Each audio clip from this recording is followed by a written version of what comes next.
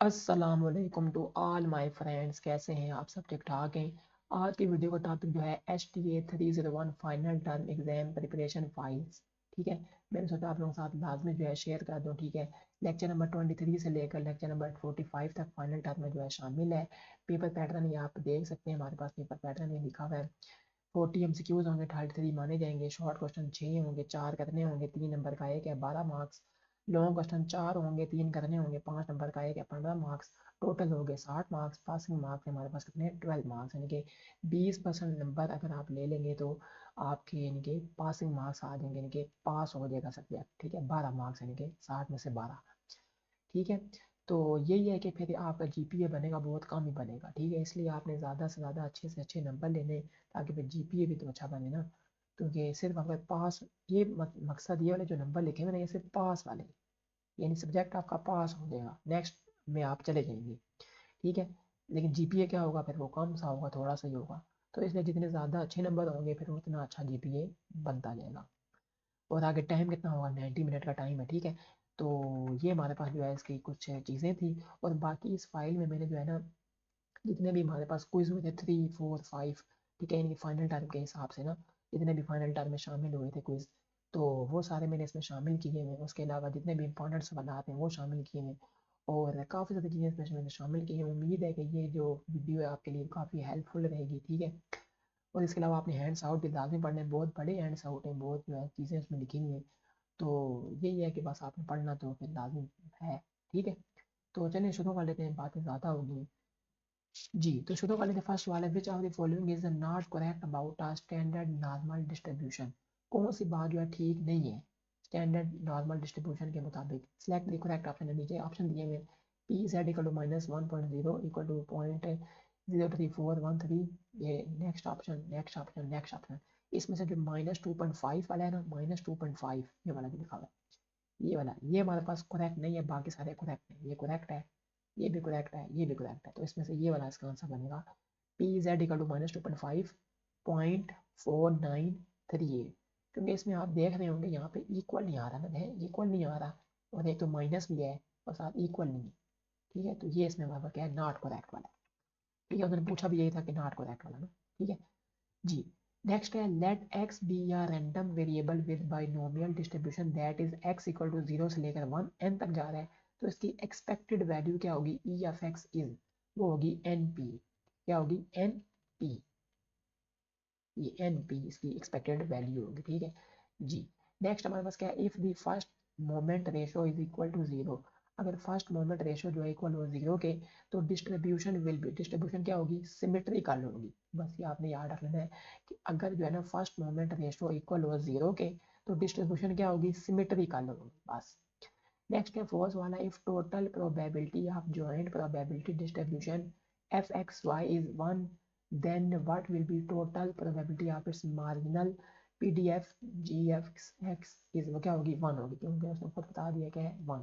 ठीक है, और discrete probability function F x is always, इनकी डिस्क्रीट प्रोबेबिलिटी फंक्शन हमेशा क्या होगी? नॉन नेगेटिव होगी, यानी कि नेगेटिव नहीं होगी, नॉन नेगेटिव। ठीक है, which of the probability distribution has 3 parameters? किस चीज़ के जो है 3 पैरामीटर होते हैं किस प्रोबेबिलिटी डिस्ट्रीब्यूशन के? हाइपर जियोमेट्रिक डिस्ट्रीब्यूशन के 3 जो है ना पैरामीटर्स होते हैं। ठीक है, a random variable x has the probability distribution as follows: x है 0 1 2 3, p of x है 2k 3k 13k 2k। तो पॉसिबल वैल्यू क्या होगी? k की हमने यहाँ से पॉसिबल वैल्यू निकाल लेंगे। तो इसको थोड़ा सा सॉल्व करेंगे तो यहाँ से हमारे पास क्या निकलेगी? 0.05 हमारे पास k की क्या निकल आएगी? वैल्यू निकल आएगी। ठीक है, ये सामने आपको डाटा दिया हुआ है, तो सिर्फ आपने थोड़ा सा कैलकुलेशन करनी है और आंसर निकल आएगा। If x and y are independent random variable, then covariance x y equal to क्या होगा?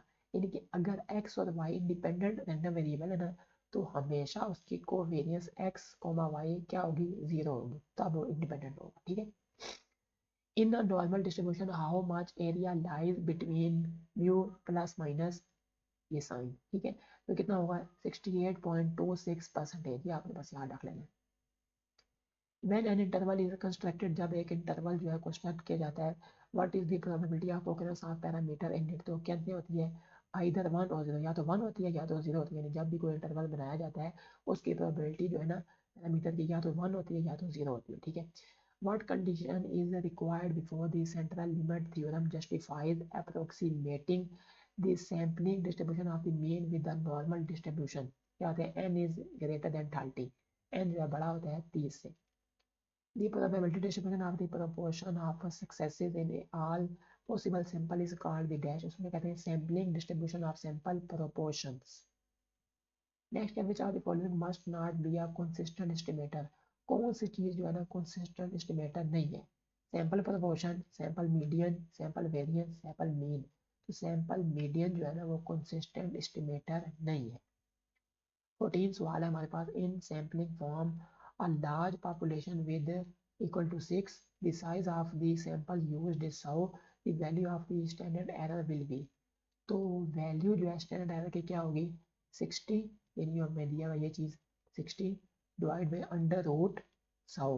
100 हमारे पास क्या था, ये वाली साइज था सैंपल का। तो जब हमें लेंगे तो क्या आ जाएगा, 6 आंसर आ जाएगा। तो क्या आ जाएगा 6, ठीक है, ये इसका फार्मूला है।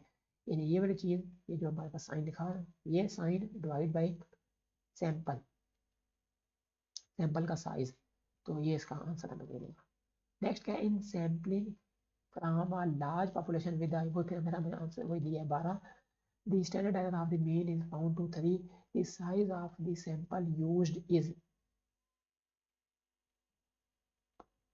क्या होगा हमारे पास अंडर रूट एन, यहाँ पे हमें अंडर रूट एन है equal to 12 divide by 3, 12 divide by 3 equal to, यहाँ पे क्या आ जाएगा 4।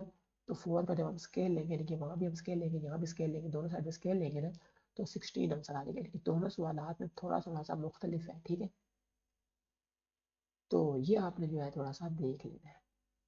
नेक्स्ट क्या है, पैरामीटर्स अगर dash quantity constant quality, parameter जो है कौन सी क्वांटिटी है, constant quantity. When sample size is to be considered large, population standard deviation can be replaced by dash sample standard deviation से हम क्या कर सकते हैं, replace कर सकते हैं। If the sample population has a normal distribution, when is the sampling distribution of the sample mean also a normal distribution? तो कहते हैं always, हमेशा, ठीक है, हमेशा यहाँ पे आएगा। We can apply method of maximum likelihood on dash discrete as well as continuous variables. Yeah, discrete as well as continuous variable.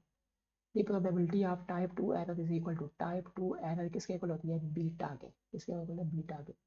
Alpha is the probability of dash, alpha जो है किस चीज़ की प्रोबेबिलिटी है, यानी कि reject H0 is true, committing type 1 error, type 1 error, तो इसमें all of the above आ जाएगा, ऑल ऑफ द अबव, ठीक है। To determine a sample size in estimating population mean we use the dashed value, अब इस्तेमाल करते हैं कौन सी वैल्यू, z वैल्यू, ठीक है, z वैल्यू। यानी सैंपल साइज को डिटरमाइन के लिए यदि एस्टिमेट करना पॉपुलेशन मीन को, तो क्या इस्तेमाल करते हैं हम, z वैल्यू को, z वैल्यू। 23 सवाल है, the proportion of working females in Pakistan is at most 0.40, the null hypothesis is H0 p is less than equal to 0.40, then the alternative hypothesis H1 is, वो क्या होगी, p इज ग्रेटर देन है। यहाँ पे हमारे पास क्या दिया हुआ है, लेस देन भी दिया हुआ है, इक्वल भी दिया हुआ है। तो क्या कह रहे हैं, इसका अल्टरनेटिव क्या होगा, ग्रेटर देन, तो ग्रेटर देन वहाँ पे नहीं दिया हुआ, तो ग्रेटर देन इसका अल्टरनेटिव हो गया, ठीक है। अगर H0 p हमारे पास ये वैल्यू है, H1 p की वैल्यू ये है, critical region at 5% would be, 5% क्या होगा इसका, z greater than and equal to 1.645, z जो बड़ा होगा या इक्वल होगा इस वैल्यू के, ठीक है। इन्फरेंशियल स्टैटिस्टिक्स इन्वॉल्व्स, यानी कि इन्फरेंशियल स्टैटिस्टिक्स में क्या चीज़ इन्वॉल्व होती है, टेस्टिंग ऑफ हाइपोथेसिस, एस्टिमेशन या कॉन्फिडेंस इंटरवल। तो ऑल ऑफ द अबव, तीनों चीज़ें इसमें शामिल होती हैं इन्फरेंशियल स्टैटिस्टिक्स में। जी नेक्स्ट है, if we have the following information, कुछ इन्फॉर्मेशन है, इनके पी ये है, क्यू ये है, जेड ये है, ई ये है, तो सैंपल साइज आपने निकालना है, सैंपल साइज का आपने फार्मूला देख लेना वहाँ से, और ये आपने इजीली निकालेंगे, 207 आ जाएगा, ठीक है। ये फार्मूला कहाँ का करनी, सैंपल साइज, ये इसका फार्मूला मैंने जो है साथ लिख दिया, ठीक है। जेड का square multiply P multiply Q divide by E का स्केयर, सारी वैल्यूज उसने दी हुई हमें, पुट करना है और आंसर यहाँ से निकल जाएगा, ठीक है। ये आप देख सकते हैं, प्लगिंग इन द वैल्यू, ये सारी इसमें वैल्यू क्या आ जाएगी, 206.2, यानी 207 इसका आंसर बन गया, ठीक है। If we are testing H0 mean ये अगेंस्ट H1 मीन ये, then the rejection region will be, rejection जो है ना, रीजन वो क्या होगा, will be on left side of mean, mean का जो लेफ्ट साइड होगा ना वो क्या होगी, उसकी rejection. For a particular hypothesis test alpha equal to इतना है, बीटा इतना है, तो वैल्यू क्या होगी टाइप वन एरर की, वो होगी 0.10। ठीक है, ये बस ये भी फार्मूला लगना है, फार्मूला आपने देखना है, और यहाँ पे इसका आंसर निकाला है 0.10। सपोज कर लो H0 U1 equal to U2, H1 U1 is greater than U2 and critical value is Z इतने हमारे पास, if calculated value of Z equal to 1.32 then what will be your conclusion। तो कहते हैं accept HO, ठीक है, accept HO। What is the primary purpose of Chebyshev inequality। Primary मकसद क्या होता है Chebyshev inequality का, प्रोवाइड करना bound on the probability of a random variable deviating from its mean। Next है what is the expected value of a constant. Constant की expected value क्या होती है, कांस्टेंट इटसेल्फ, यानी कि कांस्टेंट खुद जो है ना वो कांस्टेंट की एक्सपेक्टेड वैल्यू होती है। What is the relationship between the probability density function PDF and the distribution function of a continuous random variable. दोनों में जो है ना रिलेशनशिप क्या होता है, the distribution function is the integral of the PDF, यानी जो डिस्ट्रीब्यूशन फंक्शन जो है ना वो इंटीग्रल होता है किसका, पीडीएफ का। पीडीएफ क्या था, यहाँ पे हमने देखा था अभी, probability distribution density function. What is the probability that a continuous random variable takes on a specific value, इसमें कहते हैं equal to zero, इसके होता है equal to zero के। What is the empirical rule used for, empirical rule किस चीज़ के लिए इस्तेमाल होता है, provide a rough estimate to the of the probability of a random variable lying within two standard deviation of its mean। जी next हमारे पास 35 सवाल है। Steps of a staircase it is known as a step function, it is also known as jump function, jump function कहते हैं इसे। The distribution of two or more random variables which are observed simultaneously when an experiment is performed is called their joint distribution, joint distribution। The point to be understood here is that from the joint probability function for x, y, we can obtain the individual probability function of x and y. Such individual probability functions are called marginal probability functions, marginal probability functions। Next क्या, two discrete RVs X and Y are said to be dash, वो क्या होंगी, वो होंगे statistically independent होंगे if and only if for all possible pairs of values X I Y J and the joint probability function F x Y can be expressed as the product of the two marginal probability functions. तो क्या होंगे statistically independent. Joint probability function of x and y when they are independent can be obtained by multiplying together their dash marginal probability function। जी next क्या, expected value जो है ना sum of any two random variable is equal to sum of their expected value, यानी कि अगर इस तरह लिखा हुआ ना ई ऑफ एक्स वाई यानी ब्रैकेट के अंदर, तो ई ऑफ एक्स अलग प्लस ई ऑफ वाई अलग, हम इसको लिख सकते हैं, इसकी प्रॉपर्टी है। इसी तरह डिफरेंस में भी ऐसे ही है, यानी कि अगर E of x minus y लिखा हुआ है तो हम इसको ई ऑफ एक्स अलग माइनस ई ऑफ वाई अलग लिख सकते हैं। इसी तरह प्रोडक्ट में भी इसी तरह का ही है, ई ऑफ एक्स वाई लिखा होगा तो ई ऑफ एक्स अलग ई ऑफ वाई अलग हम इसको लिख सकते हैं, इसकी प्रॉपर्टी है। The dash of two RBs x and y is the numerical measure of the extent to which their values tend to increase or decrease together। इसे कहते हैं covariance। यहाँ पे क्या आ जाएगा covariance, ठीक है, the covariance of two RBs।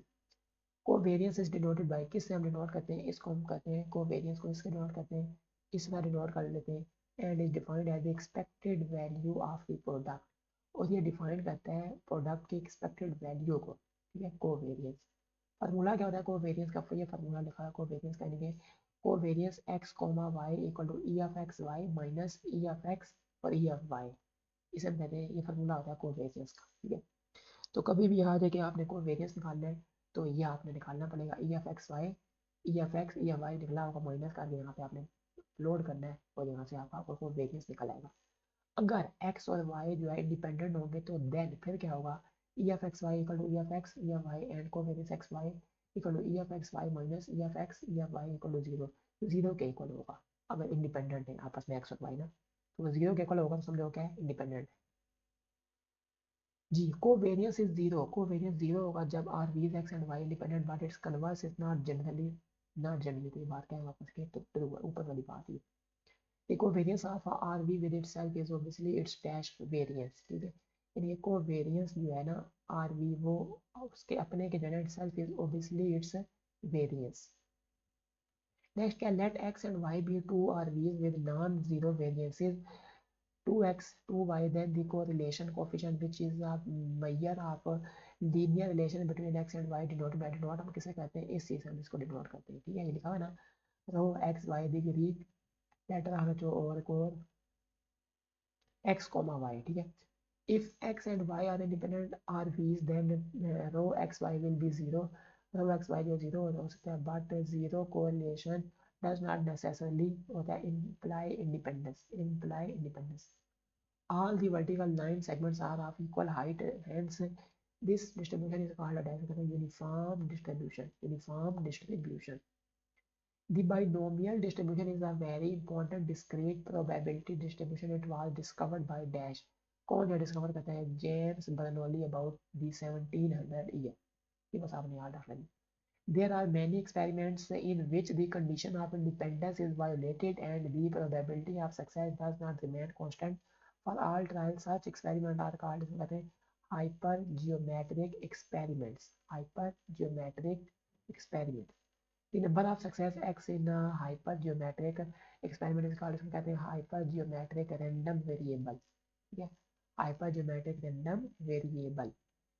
Its probability distribution is called the dash hypergeometric distribution। ठीक है, hypergeometric distribution। तो ये जो है मतलब 55 सवालात है, मैंने सोचा आप लोगों के साथ लाजमी जो है शेयर कर दूँ। उम्मीद है कि वीडियो आपको अच्छी लगी होगी। अगर वीडियो अच्छी लगी हो तो लाजमी लाइक भी करें, चैनल पर न्यू हो तो लाजमी सब्सक्राइब कर दें। तो नेक्स्ट वीडियो मिलेंगे आपके साथ हम। अस्सलाम वालेकुम रहमतुल्लाहि व बरकातहू।